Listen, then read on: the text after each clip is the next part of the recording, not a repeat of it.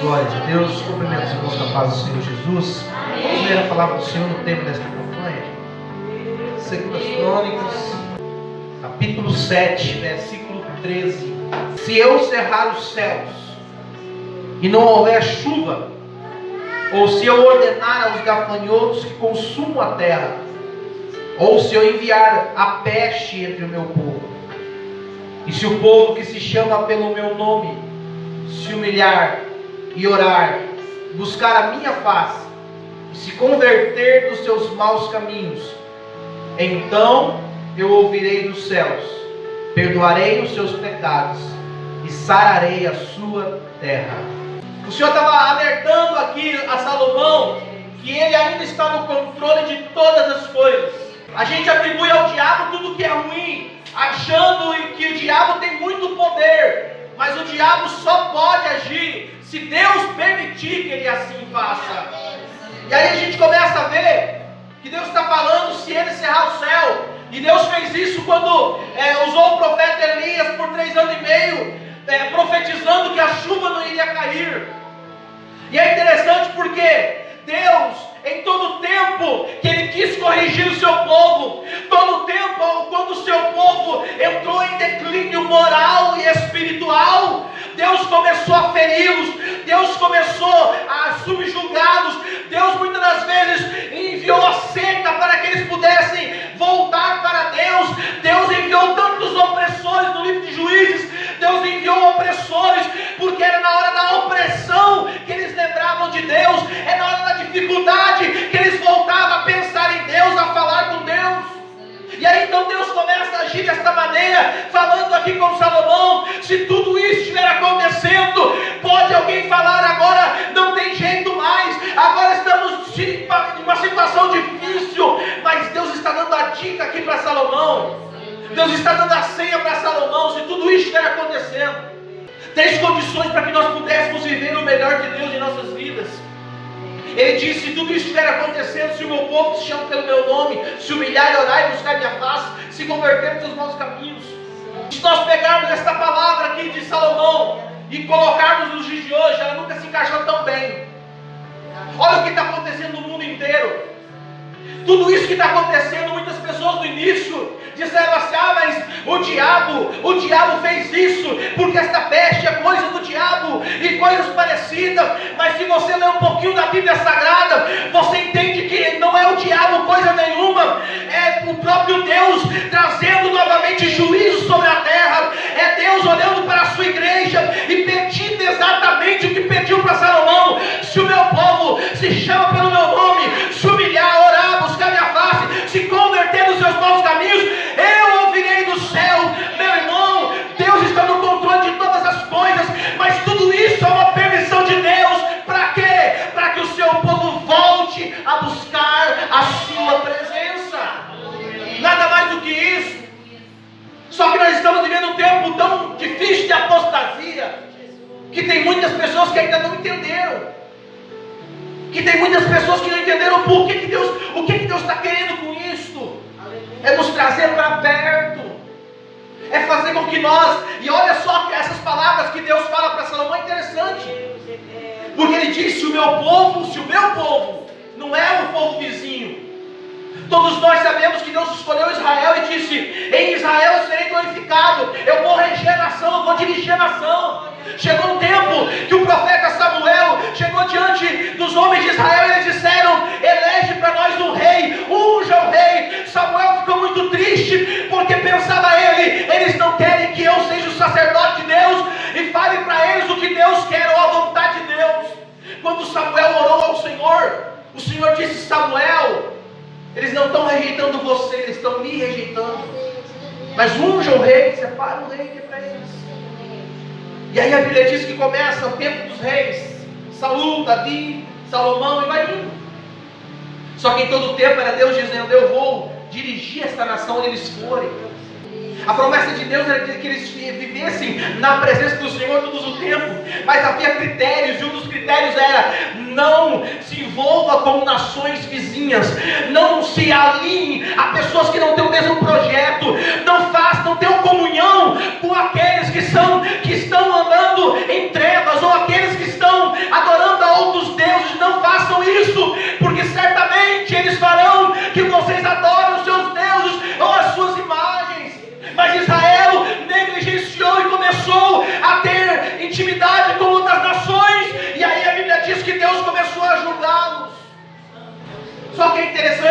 está cobrando Salomão dizendo: se o meu povo se humilhar, humilhar-se a Deus é importante.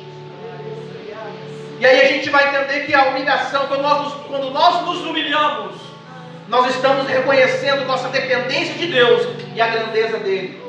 Se prega hoje, não se fala mais em se humilhar. A igreja criou ídolos. A igreja criou ídolos no meio do seu povo, que são aquelas pessoas que são adoradas no lugar de Deus. Em muitos lugares Deus não reina, Deus não é glorificado, porque o homem está roubando a glória que pertence ao Senhor. Não é difícil de nós analisarmos isso nos dias de hoje. Pessoas que são de Deus, foram usadas por Deus, Deus levantou, Deus deu unção, Deus deu dom, mas que hoje estão exatamente no lugar que não deveriam estar, porque a honra e a glória pertencem ao Senhor. Então Deus está dizendo: se o meu povo entender que quando eles se humilham, eles estão me reconhecendo como Deus, então eu ouvirei do céu. Nós precisamos todos os dias nos humilhar, e não ser humilhado, nos humilhar, porque há uma grande diferença. Há uma diferença. Se nós pegarmos a história de Davi, nós veremos porque ele é o homem segundo o coração de Deus. O camarada tem reino, tem o melhor exército, é um dos melhores soldados, mas sempre na guerra ele dizia a Deus: Senhor, o que eu tenho que fazer?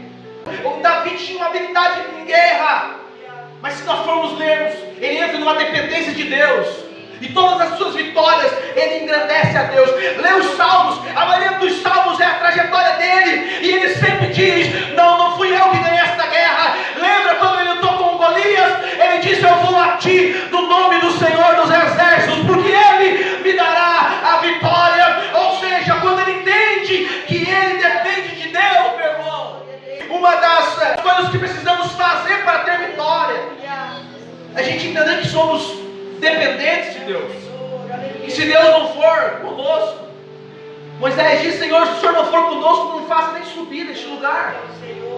É entender que nós somos dependentes de Deus, é entender que Deus ele precisa ser prioridade em nossas vidas. Olha o que Davi diz em Salmo 51, versículo 17: os sacrifícios para Deus é um coração quebrantado. Um coração quebrantado e contrito não desprezará. Ó Deus, o sacrifício para Deus é um coração que está entendendo que ele é dependente de Deus. Tem muitas pessoas que querem ser independentes, esse é o maior problema.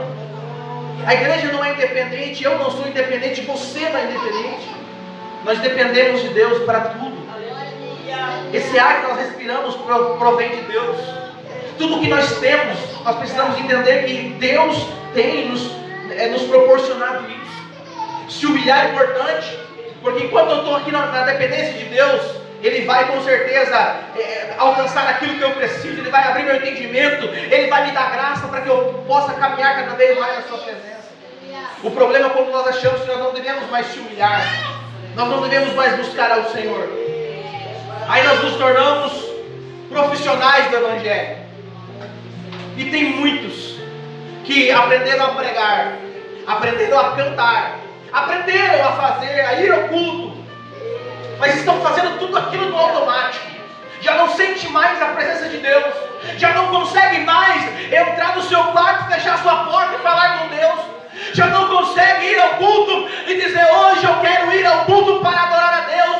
Muitas pessoas, infelizmente, hoje estão dizendo: eu vou à igreja, mas quem é que vai estar pregando? Quem é que vai estar cantando? Hoje é culto de quê? Hoje é culto disso, hoje é culto daquilo. Não, nós precisamos entender que o mais importante está aqui hoje, que é o Espírito Santo. Ou seja, quem prega, quem não prega, quem canta, quem não canta, não importa. Se ele estiver, meu irmão, o culto vai acontecer pronto. Às vezes alguém pode falhar, não vir, chegar atrasado, não chegar, mas se Deus chegar, a igreja é independente porque precisa de Deus. Sabe que o diabo ele luta contra nossas vidas constantemente. E um dos pontos que eu preciso que você entenda: por que o diabo tem tido vitória na vida de muitos crentes? Deus me fez entender isso porque muitas das vezes nós damos a ferramenta, damos a arma para o diabo nos vencer. Nós proporcionamos para o diabo as nossas fraquezas. Somos nós, muitas das vezes, que nos colocamos a um ponto de nós mesmos dizer: não vou conseguir vencer. De nós mesmos dizer: eu não vou vencer. Quantas vezes você ouviu que nossas palavras têm poder? Quantas vezes você já leu que o Senhor disse que nós temos que cuidar com nossas palavras? O diabo é estrategista, ele espera o momento certo, ele espera a hora certa, ele age na vida do homem diante de duas posições. Quando o homem está no auge, quando está sendo usado por Deus, ele entra com orgulho, com vaidade, derruba o homem. E quando ele vence o homem, quando o homem se coloca abaixo de todo mundo e diz: eu sou o coitadinho, eu sou o menor, eu sou aquele que não tem poder algum, não tem condições nenhuma, aí o diabo consegue ganhar forças e nos vencer através das nossas próprias palavras. E o Senhor me fez entender que nós damos ao diabo esse poder. Eu sempre digo aqui que Deus, Ele tem o poder sobre as nossas vidas, e o diabo só pode agir em nossas vidas diante de duas situações. Primeiro, se você pecar contra Deus, o diabo pode agir na tua vida. Se você pecar e não confessar e não abandonar o pecado, o diabo pode agir. Ou se Deus permitir que ele age. Então, por que nós temos vivido tempos de crentes que estão sendo vencidos, se deixando-se vencer? Sabe por quê? Porque a questão de se humilhar aqui não é nós vivermos e mostrarmos para as pessoas quão dependentes nós somos delas, mas quão dependentes nós somos de Deus. Por duas situações, eu enfrentei uma questão concernente a isso. Um certo dia, conversando com uma pessoa, ela disse assim: mas eu não vou mais para a igreja, porque na igreja só o pastor prega todos os dias, de segunda a domingo o pastor prega. E aquela palavra, ela veio de certa forma e não atingiu nada. Mas quando eu cheguei na minha casa, quando eu vim para a igreja, eu sentei em uma dessas cadeiras e eu orei ao Senhor e disse: Deus, a partir de hoje eu não quero pregar mais. Senhor, a partir de hoje não vou pregar mais. E de certa forma aquela palavra foi trabalhando dentro de mim de uma forma tão terrível. Eu imagino Deus olhando e ao mesmo tempo Satanás olhando, e o diabo automaticamente batendo palma, porque todas as vezes que você diz que não vai fazer aquilo que você disse que ia fazer, o diabo diz assim: é por aí mesmo que você tem que caminhar. E por 15 dias eu comecei a relutar com isso, e as coisas foram piorando cada vez mais. Porque quando você entra dentro de um poço, quando você está dentro de um poço, se você cavar, você nunca vai sair dele. Se você nutrir aquele sentimento, se você dizer: mas eu não vou vencer, eu não vou, meu irmão, não espere Deus fazer nada por você, porque Deus não vai fazer. Deus, para falar com a gente, na maioria das vezes Ele diz: ponha-te em pé, eu falarei contigo. Ele levanta, eu falarei contigo.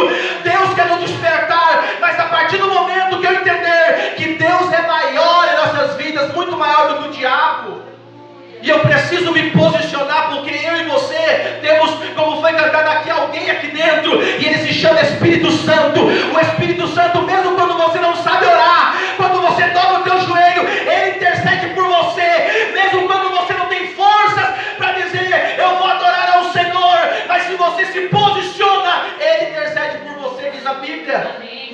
Só que tem que ter um posicionamento, a gente precisa posicionar. Outra situação semelhante a essa. Tantas coisas aconteceram. Chega um dia que eu disse: Senhor, a gente faz tanto às vezes e parece que nada muda, nada acontece. E um sentimento ruim, uma tristeza tão ruim, de poder ver que você, todo trabalhador, quer trabalhar e ver o fruto das suas mãos. Mas tem hora que você faz, se esforça, cumpre o teu propósito, e você vê as pessoas às vezes, e novamente aquele sentimento começou a entrar.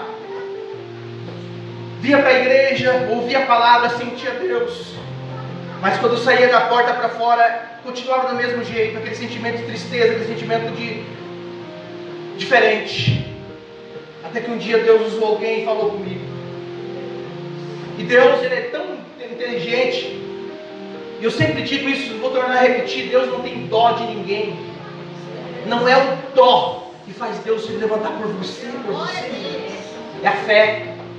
E Deus usou alguém e disse: mas por que toda essa tristeza? O que está acontecendo?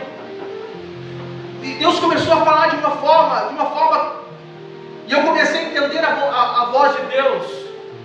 E a partir daquele momento, Deus não fez nenhum milagre. Apenas Deus me fez entender quem que nós somos diante da sua presença. Era Deus dizendo: você está dando autoridade para o diabo te vencer.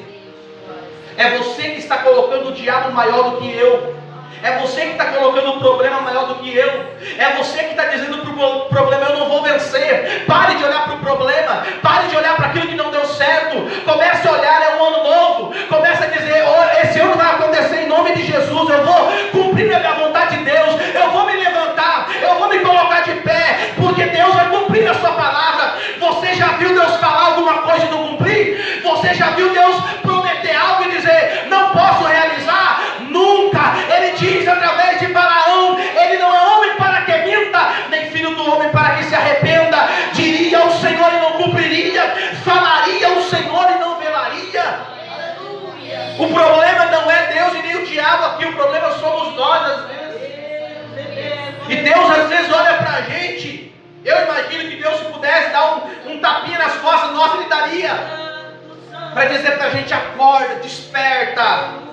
Como foi louvado aqui, meu irmão, nós não somos muita coisa, mas Paulo diz que nos vasos de barro Deus depositou o seu melhor tesouro. Você pode bater aqui e dizer assim: ó, eu não sou nada, mas o Espírito Santo está aqui dentro, então eu sou importante para Deus. Eu não tenho muita coisa, mas eu tenho um tesouro aqui dentro do Espírito Santo. Eu não tenho muitas coisas, mas eu tenho a presença do Deus Todo-Poderoso. Então, meu irmão, olhe para essa situação e diga: se eu orar, se eu me humilhar, se eu me converter, Deus vai ouvir a minha oração e sarará a minha terra. Por quê? A gente precisa entender que eu sempre digo que nós estamos lutando contra um adversário invisível, mas real. E a gente esquece disso às vezes. E se nós nos humilharmos e dizer: Deus, eu sou toda a tua dependência. Às vezes a gente brinca com isso porque oramos, cantamos, pregamos, evangelizamos 2 anos atrás, 3 anos atrás. Fiz um propósito com Deus: nós vamos orar esse ano inteiro. Nós vamos orar e jejuar para que o Senhor salve vidas. Quando Deus me deu esse propósito, eu disse para Deus: Deus, eu vou fazer este propósito o ano todo, Senhor. Mas se houver alguém, vou lançar o propósito na igreja. Se alguém quiser fazer, nós vamos fazer. Pensei um pouquinho melhor, disse: não, Senhor, sozinho não dá, o ano inteiro não dá, então manda mais alguém para fazer comigo, um dia eu faço. Aí nós fizemos um propósito com a igreja, quase todos os irmãos entraram no propósito. Muitas pessoas foram alcançadas para o reino de Deus. Sabe por que de tudo isso?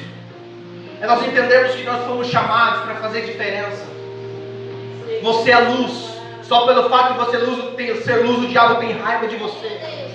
Agora, se você ficar olhando para o diabo e dizer: eu tenho medo dele, eu não vou orar, não vou evangelizar, não vou jejuar, porque se eu fizer isso o diabo vai se levantar, você sempre vai continuar na mesma. Mas nesta noite Deus quer sarar a tua terra e dizer: você é especial porque você tem o Espírito Santo. Através de você eu vou fazer muita coisa, mas se posicione, diga: Deus, eu estou aqui como um soldado, Deus, eu estou aqui para batalhar. O que é que tem que fazer, Senhor? Eu estou disposto a servir ao Senhor.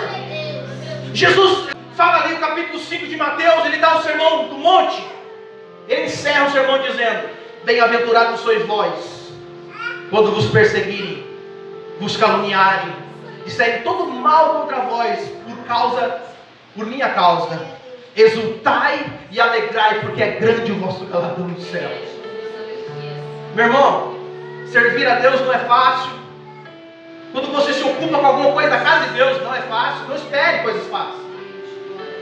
O diabo vai se levantar constantemente. Mas eu não tenho conta com o diabo. Eu não tenho conta com o que o diabo pensa que vai fazer, porque eu não preciso lutar contra ele diretamente. Se você estiver cheio de Deus, se você ser submisso a Deus, obedecer a Deus, a Bíblia diz: resistir o diabo e ele fugirá de vós.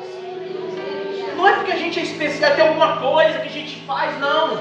É porque se você obedece a Deus, se você está na palavra de Deus, o diabo tem que fugir de você. Só que nós não podemos dar alimento para ele, nós não podemos dar forças para ele, nós não podemos dar armamento para ele. Quando a gente se dispõe a fazer alguma coisa para Deus, o negócio complica. E o diabo vai dizer, vai desistir. Sabe o que eu acho interessante na Bíblia Sagrada? É que Paulo chega à igreja de Corinto, ele começa a ensinar a eles. E chega um ponto que parece que Paulo está meio revoltado com os coríntios. Ele fala assim, vocês são carnais, não espirituais. Até agora tem tratado vocês com leite, mas está na hora de dar um alimento mais forte para vocês. Paulo estava dizendo, nós temos o Espírito Santo, somos o templo do Espírito Santo. Está na hora de dizer, em nome de Jesus, vai acontecer. Está na hora da gente começar a dizer, eu vou orar pelo doente, o doente vai ser curado. Está na hora da gente ter fé e dizer, Deus vai mudar a minha situação neste ano. Deus vai abrir esta porta que está fechada. Está na hora de nós começarmos a abençoar nossa vida. Não estamos dizendo e nem querendo trazer teologia da prosperidade, é trazer Deus para nossas vidas e dizer, Deus, eu creio, eu confio, eu obedeço a sua palavra e eu sei que o Senhor tem o melhor para mim, Senhor. A gente começar a usar a arma que nós temos, que é a Bíblia, mas não só de citar versículos como o desviado faz, não, é de obedecer ela e dizer, Deus, a tua palavra está escondida no meu coração, para que eu não venha pecar contra ti. É a tua palavra que me ilumina, é a tua palavra que me dá força, é a tua palavra. Por isso que Deus estava dizendo, se esse povo se humilhar, é por isso que Jesus falou que nós precisamos ter o nosso diálogo com Deus. Oração é algo tão maravilhoso. Só que não pense você que ser cristão, todo dia você estava com vontade de orar. Todo dia eu oro, porque não, meu irmão. Vai ter dia que você não vai ter vontade de orar. E o que tem que fazer? Orar. E o mais interessante que eu acho é que Jesus, quando ensinou para os discípulos oração, ele disse, não faça como os hipócritas que se levantam de pé nas sinagogas, levantam as mãos e oram para mostrar para os outros. Jesus disse, quando você orar, entra no teu quarto, fecha a tua porta. Sabe o que é isso? É dizer, Deus, tem coisas que é entre eu e o Senhor. A gente tem situações de nossas vidas particular que a gente precisa colocar isso na nossa mente. Tem coisas que é só eu e Deus. Por quê? Porque diante daquilo que nós falamos, diante daquilo que nós nos comunicamos, o diabo também vai poder agir. E tem coisas que nós precisamos guardar nossa intimidade com Deus. Porque aí quando vem um profeta, aí quando vem a profetisa, aí quando vem um revelador, ele não pode falar nada, porque ele não conhece a tua intimidade com Deus. Tem coisas que é só você e Deus, é eu e Deus, nem pai, nem mãe, nem marido, nem mulher, é eu e Deus. Você precisa entender isso. Oração é particular, oração é diálogo, oração é a gente entender que é aquele momento especial com Deus. Ah, mas como foi mudado o que é oração? Tem muito crente que não sabe o que é oração, tem muito crente que só ora quando quer alguma coisa, só ora quando precisa de alguma coisa. Deus é o nosso Pai, está dizendo conversa, diálogo. É por isso que a oração às vezes é aquelas orações doidas que muitos antigamente se fazia, da gente conversar com Deus, sabe, mínimos detalhes, sonhos, projetos. Às vezes aquilo que Deus não deu certo, está frustrado, está triste. Alguém falou algo para você, aprenda isso, entra no teu quarto, fecha tua porta e fala com Deus. Existem milagres e curas espirituais que acontecem quando eu falo com Deus, quando eu abro a minha boca sozinho e digo, Deus, está acontecendo isso, está acontecendo aquilo, Deus, o Senhor viu isso, mas eu estou orando em espírito, as pessoas estão guardando muita coisa que já deveria ter falado para Deus, ter confiado em Deus e ter dito, Deus, está nas tuas mãos, então, Senhor, eu não carrego mais esse peso, o Senhor está tirando aquele peso sobre mim, porque tem coisas que eu preciso falar com Deus, orar a Deus, porque Ele é nosso Pai, Ele sabe o que a gente precisa, e às vezes Ele não dá porque Ele fica olhando, não pediu? Às vezes Ele fica olhando para nós, se perder, às vezes conta para todo mundo, Facebook, outras redes sociais, sabe de tudo, e Deus fica olhando, observando. Por que Ele não ora? Por que ela não ora? Porque o primeiro passo é Deus, porque Ele está no controle de todas as coisas. E se nós voltarmos a orar, e orar não é para pedir, orar é intimidade. Se você é uma pessoa que não tem uma intimidade de oração com Deus, dificilmente você vai entender o que eu estou falando aqui. Oração não é eu vir aqui e dizer eu oro 2 horas por dia. Não precisa. Você não precisa. A tua oração, quando você ora, é você e Deus. Só que você não pode ficar sem orar. Daniel orava 3 vezes ao dia, mas orava. Outros oravam, a Bíblia não menciona ninguém que orava, ninguém que tinha um período de oração como Daniel. Quer dizer que ele não orava? Orava, mas o que nós temos que saber da vida dos outros? Da vida particular dele. Eu não posso ficar sem orar. Ah, mas se eu oro andando, se eu oro ajoelhado, se eu oro com as mãos para cima, isso é problema meu, problema seu. Mas eu tenho que orar, porque a oração é uma conversa com o Pai, é a conversa com Deus, é como entrar no culto, esperar que Deus faça tanta coisa, mas eu dei o meu olho, fechei para orar e falar com Deus. Quando eu venho para a casa de Deus, eu entendo que oração é conversa, é diálogo, é entender que Deus não é um Papai Noel que vai distribuir presente. Deus é um Pai que quer ter relacionamento com seus filhos. Deus é um Pai que ama a todos nós, indiferente do que nós fizemos ou deixamos de fazer. Ele nos ama, Ele quer o melhor, fazer o melhor por nós, mas para isso nós precisamos nutrir nossa comunhão com Ele. Se humilhar, orar e se converter. É interessante porque Deus está falando de conversão para o povo dele. Porque quando você fala em conversão, você vai dizer, quem tem que se converter é o ímpio. Quem tem que se converter é quem está no mundo, quem está nas drogas, quem está no álcool. Só que Deus está falando aqui para o seu povo, se o meu povo que se ouviu no meu mundo. Sabe por quê? Porque é bem capaz que pelo tempo que nós caminhamos com Deus, tem uma hora ou outra que a gente vai dar uma desviada. E falando hoje em igreja e mundo, não está tendo condições de separar o que é igreja e o que é mundo. E hoje a igreja formou muitos teólogos ou teólogos que leem a Bíblia como se lê um jornal para defender suas teses. E o que tem de gente caminhando atrás dessas pessoas. É exatamente o que Paulo diz: nos últimos dias apostatarão o mundo da fé, darão ouvido a espíritos enganadores e a doutrinas de demônios.